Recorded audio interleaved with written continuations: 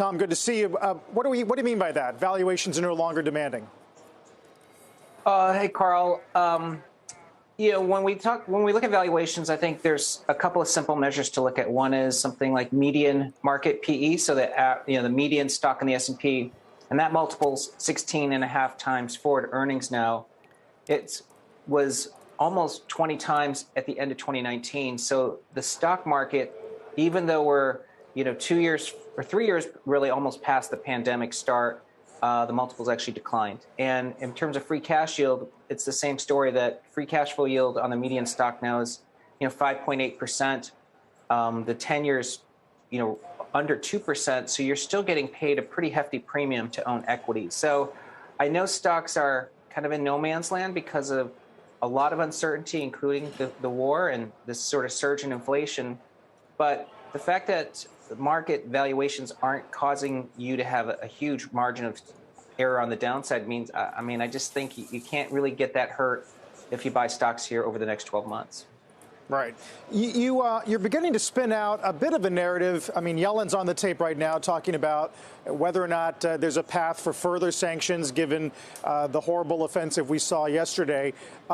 It does sound, though, that you're beginning to hear from world leaders the limits of sanctions because of the collateral damage. Am I right? That's right.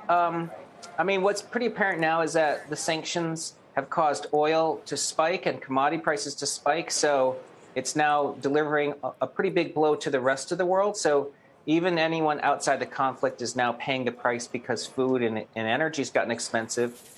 So it just shows you the sanctions are essentially becoming a game of relative pain. Is Russia going to suffer more pain than the rest of the world? But I'm not sure it's a great strategy to actually continue to add sanctions that cause further inflationary pressures. Hey, Tom, it's Deirdre. Good morning. You've seen a number of hedge funds increase their cash positions. Are you, despite sort of a 7% annualized rate of inflation, is this a smart move for the average investor? I think the foundation for the bull market is still intact. I'd say the best sort of harbinger of that is the yield curve has been steepening to 10-year versus 30, even the 2s versus 10. And if that's the case, then what we're really experiencing, even with inflation, is a spike in commodities that are now working its way through the system. And it's as painful as it is, it is very different than being in a secular structural inflation problem. And so, I think it's painful now. Even today's CPI report, as you guys just mentioned, one of the sort of glimmers is that used car prices, which was over half of that rise in CPI last year, is starting to decline. So things that were, viewed as sort of enormous risk to the market in terms of continuing to add pressure are diminishing. And that could be the case for CPI really over the next 12 months.